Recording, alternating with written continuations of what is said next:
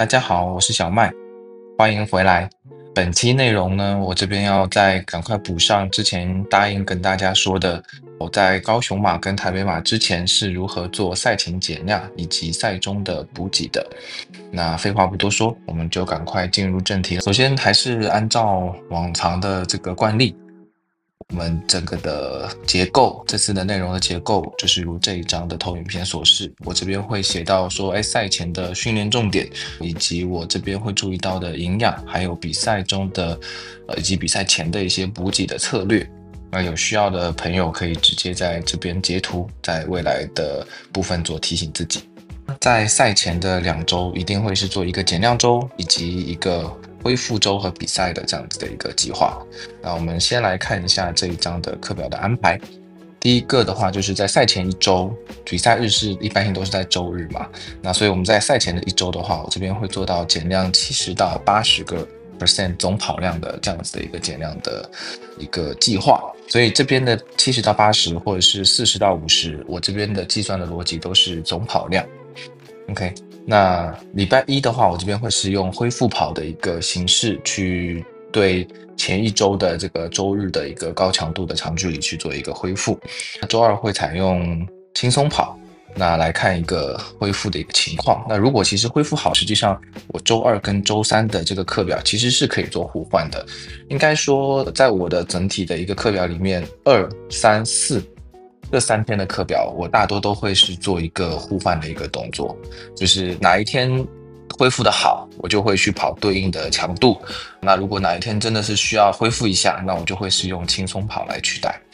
好，那这恢复跑跟轻松跑的量也都会是尽量降低到80到90%。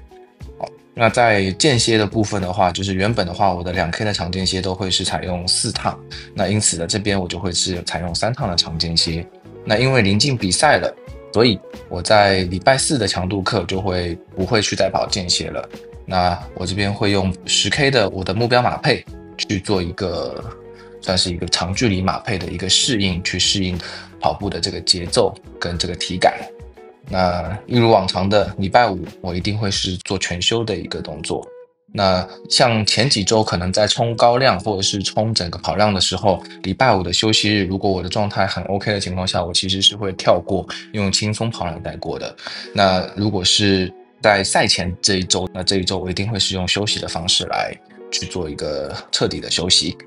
那在周6的时候，我会再用12K 的马配去做一次马拉松配速的训练。那当然，这前后都会有对应的冷身跟热身。那等一下看到我的实际上的一个课表，大家会知道，其实这一天我还是会跑大概20公里到23公里这样子的一个总体的跑量。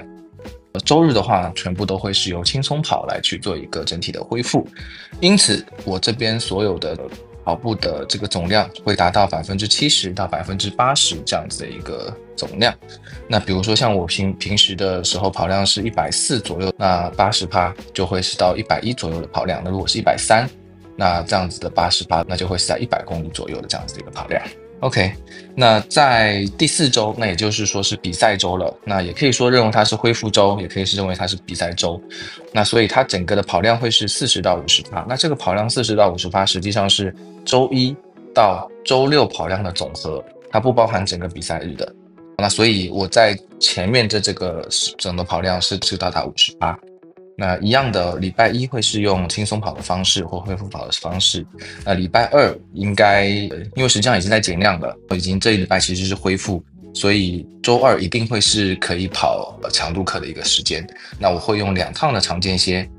去做这样子的一个刺激。那不管是3趟的长间歇或2趟的长间歇，大的原则都是减量不减值，甚至有时候我还会稍稍提高一点点的是强度，但这个我觉得还是有风险啦。大家实际上在执行的时候，我的建议还是以个人的体况，尽量的不要去提高自己的那个强度的一个质量，不然的话，其实在比赛前还是有很多风险，是有可能会是造成受伤或拉伤的。那实际上这2天的跑量我不会直接减到40到50%，因为周3多了一个休息日，所以实际上这2天的总跑量我大概都会是抓在7%到6%之间，大概会是在这样子的一个 range。然后到了周三之后，那又是完全休息的一天。休息到周三的时候，反而有时候会觉得是不是跑得太少，或者说是大腿反而会觉得有些疲劳。那其实这些都是正常的现象。这个时候其实正是在恢复你的肌肉，帮你的肌肉充能的这样子的一个阶段。那在礼拜四的时候呢，就会是热身之后，那就是跑一个5公里的马配。那一天的距离也是不会太多，总共以你往常的一个跑量的五成就足够了。如果你每天可能在强度课跑的是16或17公里的，那你这一天可能就跑个8、9公里就足够了。第5天就是轻松跑的一个时间，跑个30分钟或40分钟都 OK。那最后的话，可能再冲到你的马配的一个配速，或是比马配快一点，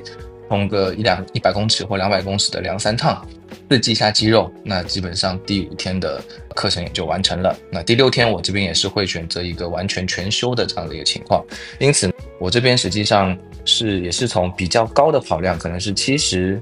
60，然后慢慢下修整个的跑量，让整个跑量是在这6天内是在所有跑量的40到50%。我其实之前有降的更低过啦，但是Garmin 手表的休息或者说是恢复的这个状态，在很早礼拜1或礼拜2的时候就已经达到了，巅峰的状态更早，可能在周6或周日就达到了。因此我这边后来选择还是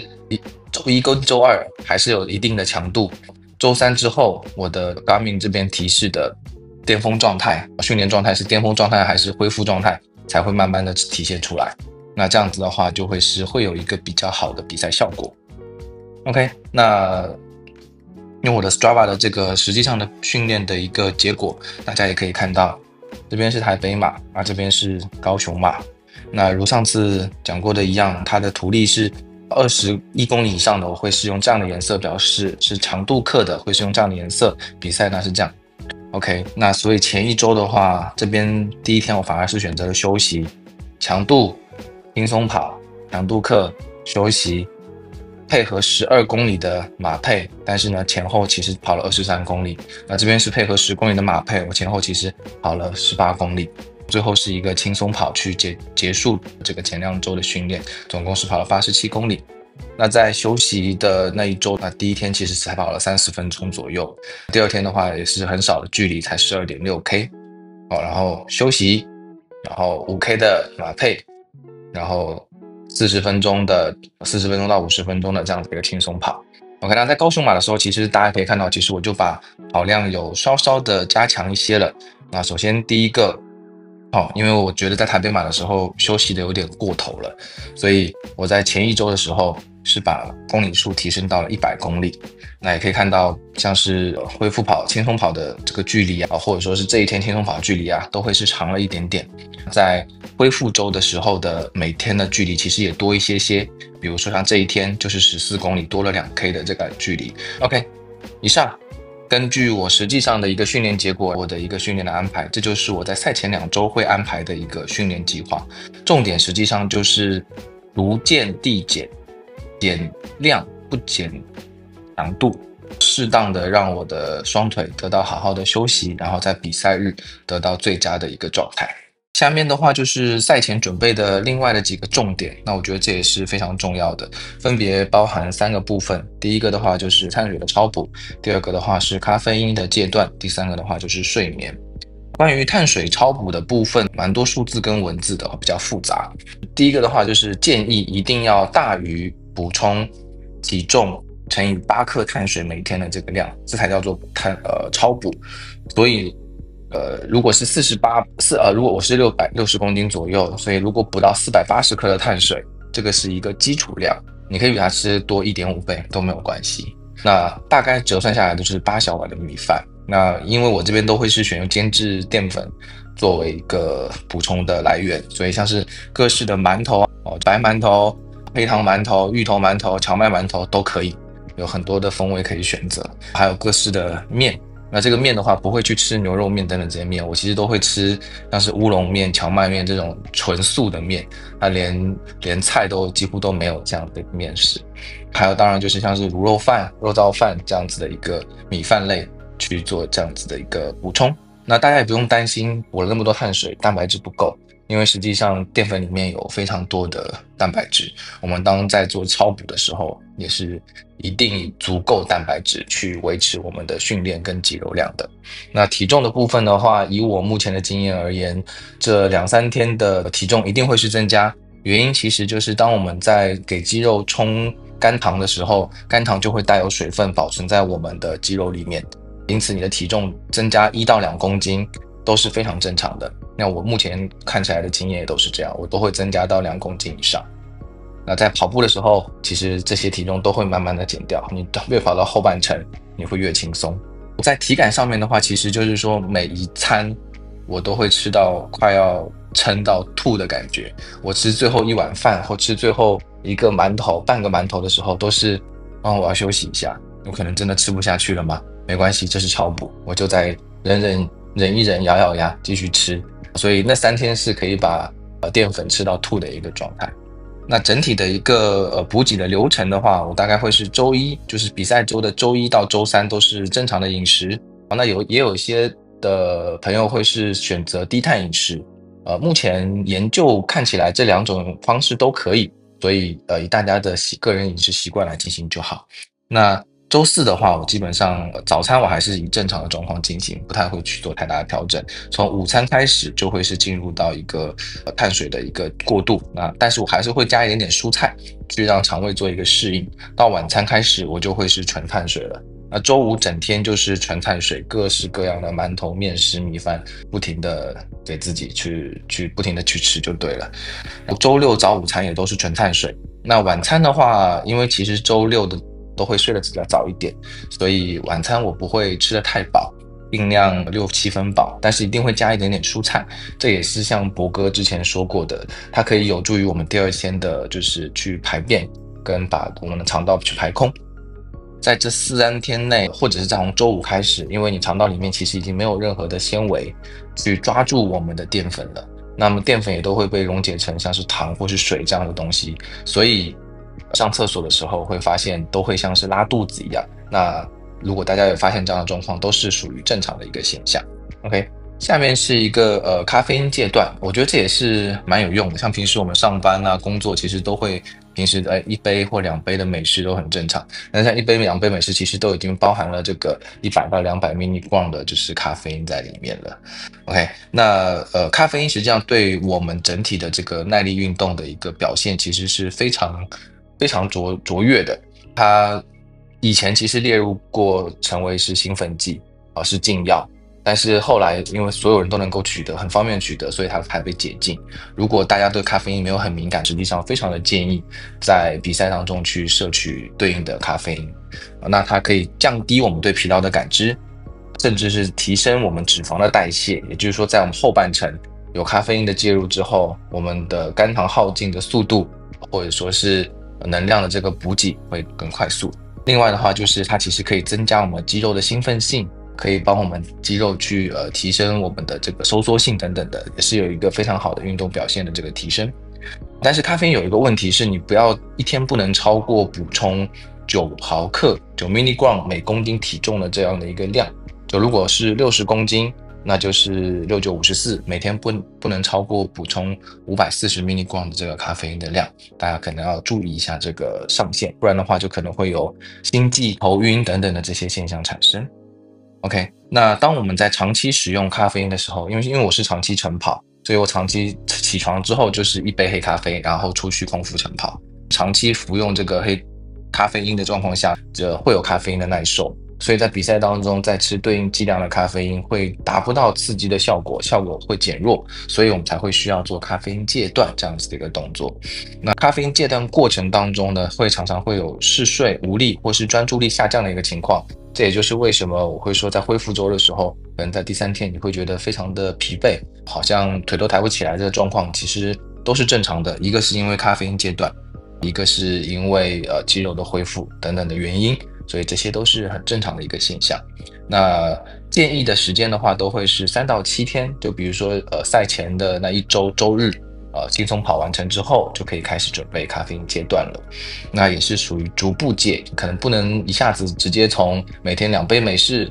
或者是2杯拿铁就直接不喝了，因为这样太过于剧烈，身体可能一下子会缓不过来，因此可能从2杯变1杯，然后在第3天变成没有，那持续咖啡因不摄取3到4天，那基本上就已经可以有完全戒断的这个效果。那你在当比赛日的时候再去使用咖啡因的这个补充品，效果就会是非常好的。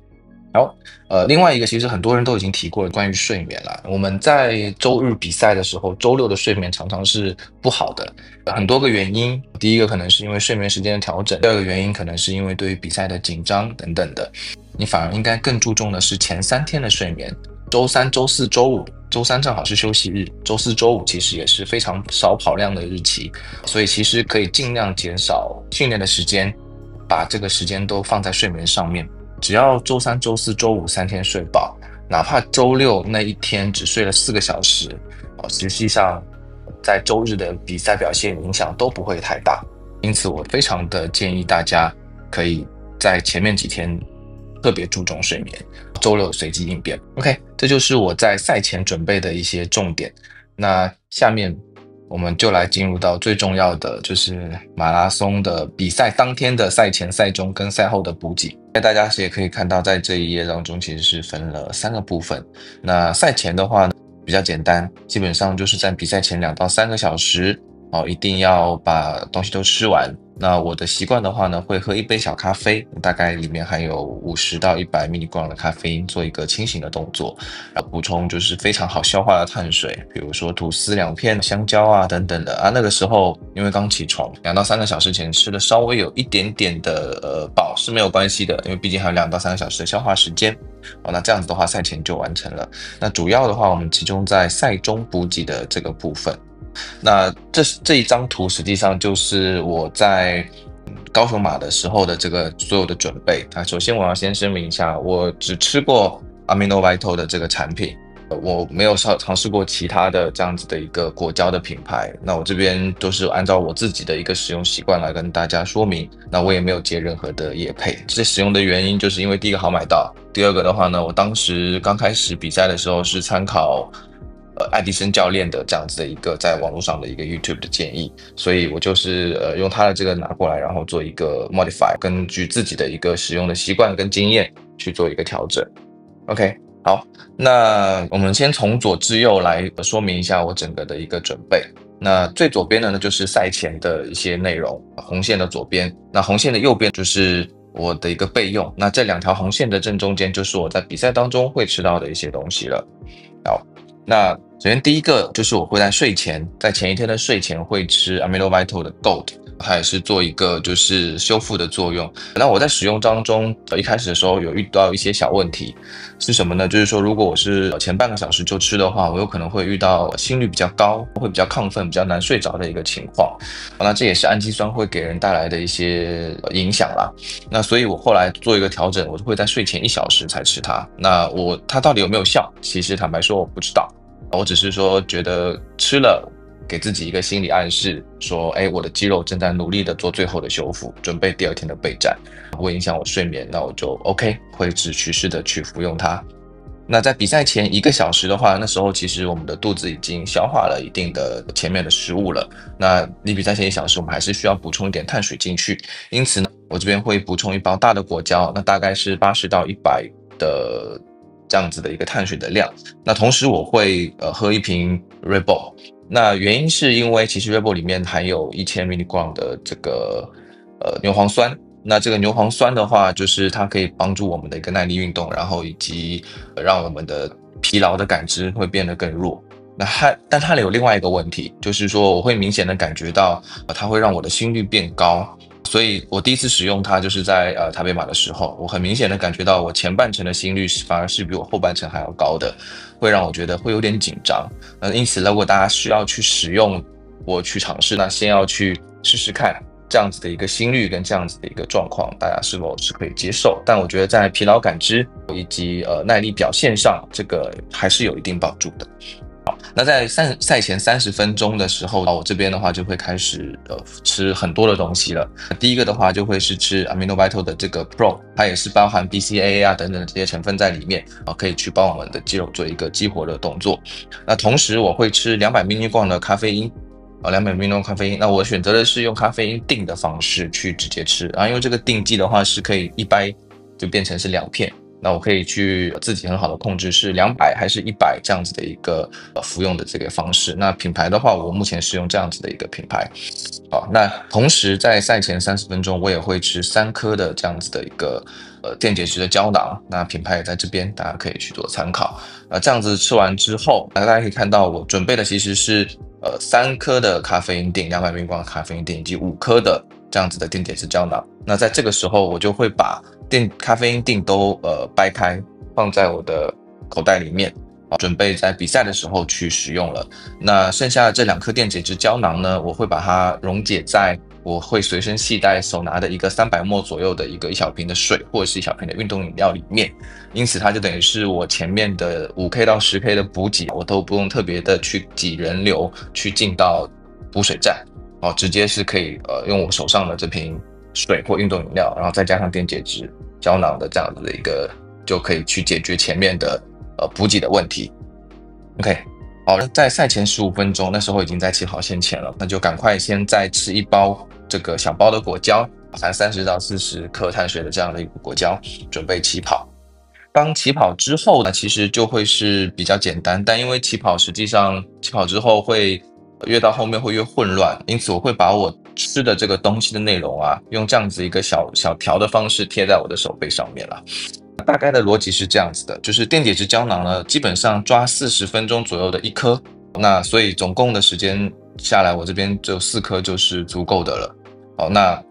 大家也可以根据自己的完赛时间去做适应的这个加减的调整。在果胶的部分的话，我会是这样安排的：前7.5公里跟15公里各1条小的果胶，再到半程之后，就是接近21公里，那20公里时候，后面是每5公里1条果胶。那与此同时，我在20公里跟30公里的时候，也会再多100mg的咖啡因，用咖啡因锭的方式就直接吃。那可以在20公里、30公里以及35公里的时候呢，我这边还是会同时的补充Amino Vital 的这个 Pro 跟这个 Gold 给我的身体，有直接吃粉的方式，可能再跟补给在一起，就是漱口就直接吃下去。原因其实也是很简单，因为在半程之后我们的肌肉的消耗其实是越来越大的。那我是希望那个时候去可以给一些素材跟原料，帮助我们肌肉的恢复跟延缓它的消耗。那 Amino Vital 的氨基酸的这个成分，其实我觉得是有帮助的。OK， 然后最后1包40公里，就是看当时的时候情况要吃或不要吃了。但是我基本上在后半程很辛苦，就是觉得每一 K 都会是用坚持的，所以我还是会吃掉它。就是吃掉它之后，好像就是充满了力量，还有2点几 K 我就冲一冲这样子。但以科学的来讲，应该这个意义不大啦。但是我这只是寻求一个心理的安慰，所以我总共在身上会放这样子7包的果胶，在起跑，会有这2包的 Pro 跟1包的 Gold，还有这个电解质胶囊，还有这些咖啡因锭。然后另外我怕手上有这么多夹链带这么多袋子会掉，所以我会在自己的身上会再藏